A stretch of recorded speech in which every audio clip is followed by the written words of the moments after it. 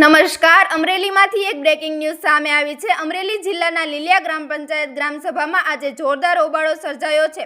ઢળતી સંધ્યાએ યોજાયેલી ગ્રામસભા દરમિયાન ભાજપ, કોંગ્રેસ અને આપ ત્રણેય પક્ષના કાર્યકરો એક થઈને હલ્લાબોલ કર્યો હતો। સ્થાનિક લોકોએ ભૂગર્ભ ગટર યોજના, નલ સે જલ યોજના અને આરોગ્ય લક્ષ્મી મુદ્દાઓને લઈને ભારે નારાજગી વ્યક્ત કરી હતી।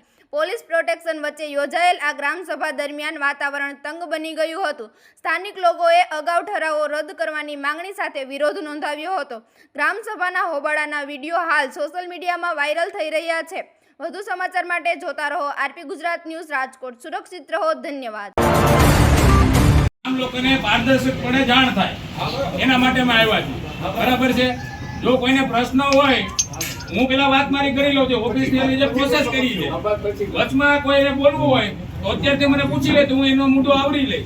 પણ વાત એ છે કે જે આપણે પ્રોસેસ કરી છે, નલ સે જલ ઘરે ઘરે કનેક્શન આપવા માટેને એનું એસ્ટિમેટ કેમ બન્યું છે, એના ટેન્ડર કેમ થયા છે, એમાં શું શરત છે, એમાં શું લેવામાં આવ્યું છે, અને ક્યારે ક્યારે મીટિંગ થઈ છે, ક્યાં ક્યાં મુદ્દા હતો તેને મીટિંગ ઊભી રહી છે, અને કેટલી મીટિંગ બની છે, એ બધી વાત હું કરીશ। આમાં બધા મુદ્દા આવી જશે। છેલ્લે કોઈને જો પ્રશ્ન હોય તો આ બાબતે આમાં અમને ખાલી એક એક વ્યક્તિ આવીને એનો જવાબ આપણે અહીંથી આપીશું, બરાબર છે વાત? કોઈ તો જવાબ ન દેવાય। સરકારમાંથી પૈસા લઈ આવવા બહુ લોઢાના ચણા ચાવવા જેવી વસ્તુ છે। આ તમને ચોખ્ખા શબ્દમાં કહીએ, ગ્રાન્ટ લઈ આવી સરકારમાંથી તમારા ગામ માટે તો ઘણા લોકોએ મહેનત કરી હોય તો એ ગ્રાન્ટ પાછી જતી રહી। જો તમે વિવાદ કરો તો એ ગ્રાન્ટ પાછી જતી રહી, અને એ ગ્રાન્ટ મંજૂર કરવી ને પછી આપણે એમપી ને કે એમએલએ ને કે તો હવે એ બધી વસ્તુ જૂની હતી તે થતી, પણ હવે થતી નથી। એટલે થોડા શબ્દમાં હું તમને કહું કે આ ગ્રાન્ટ તમને મળી હોય તો ભાવના સારી રાખી, સહકાર બધા સાથે એક મુઠ્ઠી થઈને કામ થાય એવું નક્કી કરીએ। હા, થોડા ઘણો સુધારો કે નાનો મોટો કરવો હોય તો આપણે થોડુંક એજન્સીને કહીએ કે ભાઈ 90-10 થતું હોય તો થોડુંક તમે આ કરો તો આપણે થોડુંક એજન્સી થાય। વાસ્મોનીમાં કોઈ જોગવાઈ કે ભૂમિકા ન હોય। સરકારના 2016ના ઠરાવ પ્રમાણે કે જ્યાં પાણી સમિતિની નિમણૂક થઈ હોય તો પાણી સમિતિ થકી બધી કામગીરી થવી જોઈએ, બરાબર? હવે ગામમાં પાણી સમિતિ હોય એટલે પાણી સમિતિ અને પંચાયતે સાથે મળી અને ગામના વિકાસના કામ કરવાના હોય। જેમ પાણી સમિતિ છે, ઘણી બધી પંચાયતની અંદર સમિતિઓ છે, એવી આ પાણી સમિતિ છે, પાણીને લગત કામગીરી કરતી હોય તો આ જે ટેન્ડર છે એ પાણી સમિતિની સાથે રહી અને પંચાયત સાથે રહીને કરવામાં આવે। એમાં ટેન્ડરમાં વાસ્મો અહીંયા આગળ જે જિલ્લામાં બેસે એની કોઈ જોગવાઈ ન હોય। ગાંધીનગરથી જે ટેન્ડરનું વોલ્યુમ મંજૂર થયેલું હોય એ વોલ્યુમમાં જે નીતિ નિયમો નક્કી કરેલા હોય એ નીતિ નિયમો પ્રમાણે ટેન્ડર થાય। એમાં આપણે કહીએ કે ભાઈ આ વસ્તુ એડ કરી દો, આ વસ્તુ એડ કરી દો, આ વસ્તુ એડ કરી દો, એ આપણી સત્તાની વસ્તુ નથી। એટલે જે ગાંધીનગરથી મંજૂર કરેલું ટેન્ડર હોય એમાં જે જોગવાઈ કરેલી હોય, કારણ કે એ પોલિસીના નિયમ પ્રમાણે લખેલું હોય, એમાં આપણે કહી દઈએ એ બધી વસ્તુ થઈ જાય એવું શક્ય નથી। આ તમારા જે પ્રશ્ન છે એ ઓલરેડી કલેક્ટર કચેરી સુધી મેકેલા છે, એટલે એમાં પણ એવી જોગવાઈ કીધી કે સાહેબે કીધું કે ચર્ચા કરો અને ફાઇનલ નક્કી કરો કે ગ્રામ પંચાયત કરવા શું માંગે છે।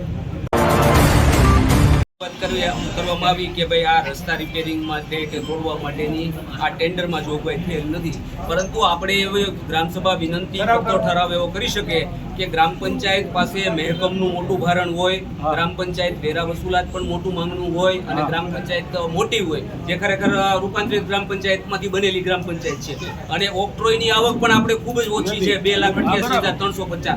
આ બધી ગ્રાન્ટ આપણે સરકારી ખર્ચમાં વપરાઈ જાય છે, પગારમાં। એટલે આવા સંજોગોમાં આ ટેન્ડર કરવામાં આવે ત્યારે આ ટેન્ડરમાં મરામત માટેનો જે ખર્ચો થાય એની પણ જોગવાઈ નક્કી કરવામાં આવે એવી વિનંતી કરતો ઠરાવ આજની ગ્રામસભામાં આપણે સર્વાનુમતે મૂકીએ એવી મારી ઈચ્છા છે। પાણી સમિતિ દ્વારા એને ના આવડે એટલે આપણે Which key is used for this? પાણી સમિતિને સહમતિ હોય એટલે કર્યું છે। હવે ગુજરાતીમાં જો એની શરતો નક્કી થતી હતી, એન્ડ પ્રોક્યોરમાં તમે એ રીતના અપલોડ કરતા હતા તો એની શરતો મુજબ પાલન ન થયું તમે હું એ જ કહેવા માંગુ છું કે એજન્સીના વાકે કામ ઊભું નથી રહ્યું સાહેબ। અને ગીવ આન્સર પણ એ એજન્સીના કામ વાકે એજન્સી કાલ હવાર ચાલુ કર્યું, પાણી સમિતિના ગ્રામ પંચાયતના વાકે કામ ચાલુ નથી થયું।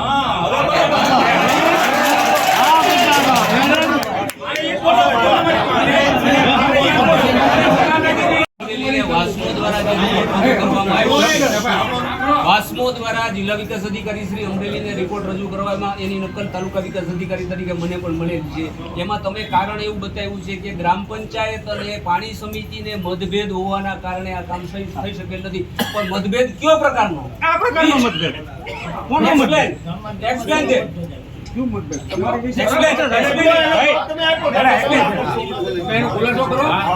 પાણી સમિતિ અને ગ્રામ પંચાયતના સભ્યો, હું તમને રિયલ વાત કરું, પાણી સમિતિ ગ્રામ પંચાયતના સભ્યોને આપણે ભેગા કર્યા હતા, બરાબર છે. ત્યાર પછી ગ્રામ પંચાયતને અમે જ્યાં વાત કરી કે આવી યોજનાની અંદર આ રીતનું કામ થશે, અમારામાં ટેન્ડરમાં આ જોગવાઈ છે, આ વસ્તુ નહીં થાય, એટલે ગ્રામ પંચાયતના સભ્યોએ કીધું કે તો અમારે આ કામ કરવું નથી, ગ્રામ સભામાં લઈ જાઓ. એ બે પાણી સમિતિ ગ્રામ પંચાયતના સભ્યો બે અમારી મીટિંગ ચાલુ મીટિંગની અંદર એ બે અંદરો અંદર આ વાત થતી હતી અને અમે કીધું કે આના કારણે આ કામ થઈ શકે.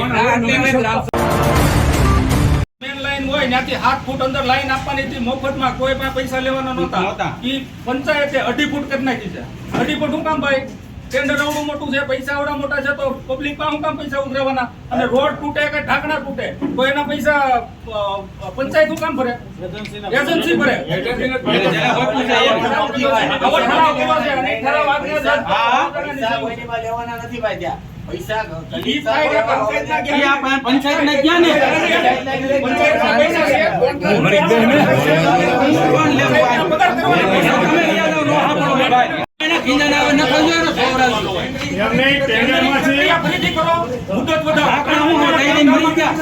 પ્રક્રિયામાં જોઈ લેવાનું હોય ને એના મુદ્દા 3 મહિનામાં કોઈ કોન્ટ્રાક્ટર કનેક્શન નો આપીએ કે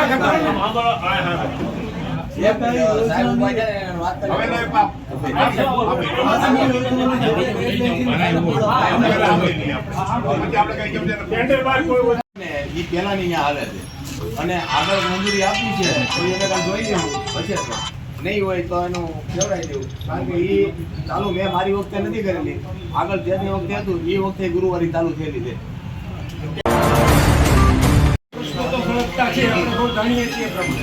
બરાબર અહીંયા ગુરુવારી જ ભરાય છે, વેપારનું સેન્ટર બને છે, બરાબર. વેપારીઓ બધા પ્રશ્ન કરે છે, અરજી કરે છે, આરટીઆઈ કરીને 3 મહિનાથી હજી માહિતી નથી પંચાયત આપી, બરાબર. હવે એ કાયદેસર કરીને આપ્યું છે, આપણે એને કાયદેસર મંજૂરી આપી છે. ગ્રામ પંચાયતે એ બિનકાયદેસર રીતે વેપાર કરે છે, તો બિનકાયદેસર જો વેપાર કરતા હોય તો એની જવાબદારી કોની? ત્યાં કાંઈ તોફાન થયો કે કાંઈ બીજું કાંઈ થયું કે કાંઈ મારઝૂટ થઈ તો એ જવાબદારી ત્યાં કોની? સ્થળની. જે સ્થળે વેપાર ઊભો થાય છે ત્યાં લગભગ બહુ માણસો ભેગા થાય, બરાબર. ત્યાં કોઈ બંદોબસ્ત કે એની વ્યવસ્થા પણ નથી હોતી અને પંચાયતની જવાબદારી છે કે કેટલા કોઈ અધિકારીની જવાબદારી છે આ નક્કી થવું જોઈએ અને એ પ્રમાણે એની કાર્યવાહી શું કરવામાં આવશે એનો જવાબ આપો.